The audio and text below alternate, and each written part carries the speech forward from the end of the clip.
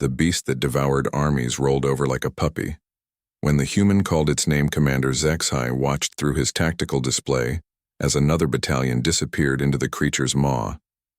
The Leviathan of Kepler 442b had consumed 3 full divisions of the Galactic Coalition's finest warriors in less than an hour. Its obsidian hide deflected plasma cannon fire like raindrops, and its 12 eyes burned with the fury of dying stars. "Sir, we've lost contact with the 7th Fleet," reported his communications officer, her voice trembling through the universal translator. "The beast? It's moving toward the civilian evacuation zone."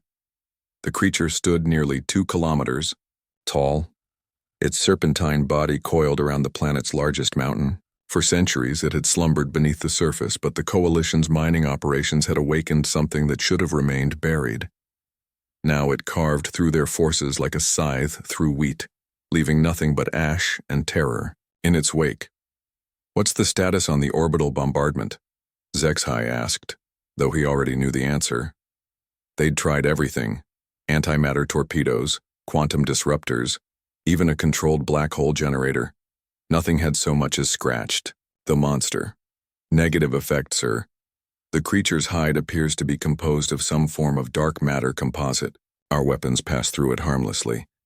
HFY's forearms twitched in frustration. In his 300 years of military service across 17 different worlds, he'd never encountered anything like this. The beast seemed less like a biological entity and more like a force of nature given form, unstoppable, inevitable, hungry. The tactical display flickered, showing a small civilian transport approaching the battle zone. HFY's heart sank. Some fool was flying directly toward the creature, probably trying to evacuate stragglers from the surface. "Hail that transport," he ordered. "Tell them to retreat immediately." The comm officer worked frantically at her console. "Sir, the pilot isn't responding to hails. Wait, I'm detecting a single life sign aboard. The signature is human." HFY felt his scales ripple with unease. Humans were relatively new to the galactic community, having achieved faster-than-light travel only 50 of their years ago.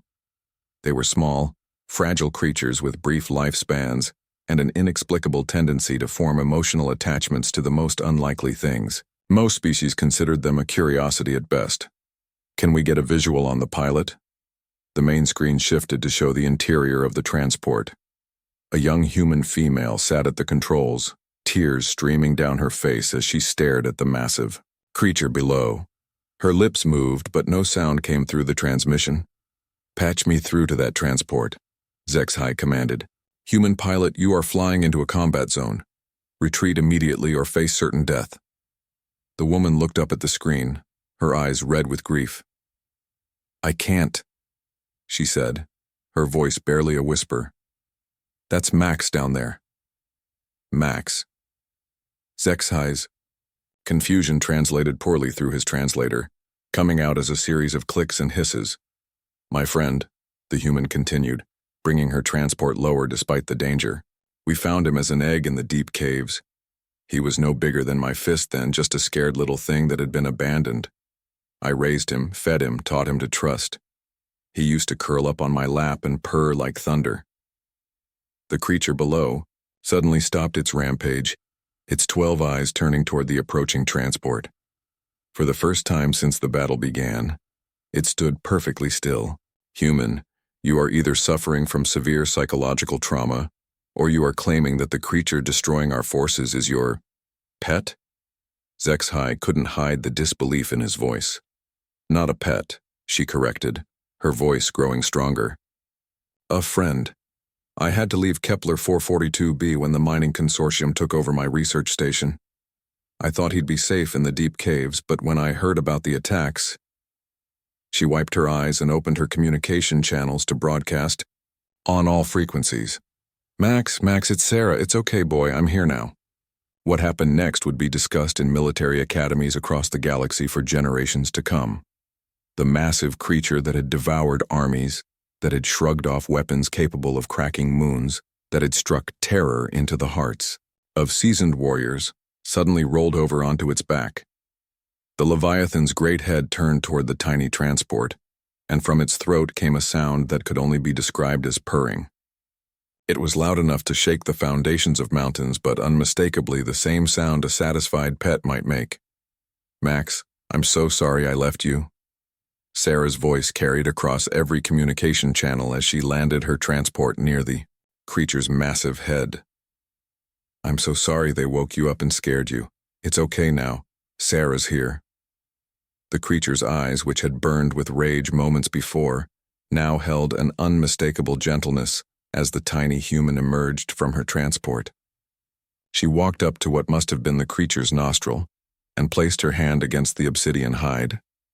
Commander HFY watched in stunned silence as the most dangerous predator his forces had ever encountered nuzzled the human with the care of a parent tending to its young. "All units, stand down," he ordered, his voice filled with awe. "Repeat, all units stand down." Later, after Sarah had convinced Max to return to the deep caves where the mining operations wouldn't disturb him, HFY found himself in a very unusual position. He was writing a report that he knew no one would believe. "Personal log, Commander, HFY Galactic Coalition Defense Force," he began. "Today I learned something that will change how I view humans forever. They don't just form emotional bonds with their own species, or even with creatures similar to themselves. They will love, protect, and befriend literally anything that shows them even the smallest amount of trust or affection. Even a planet-killing monster becomes family to them." He paused, watching through his viewport as the human transport departed for parts unknown.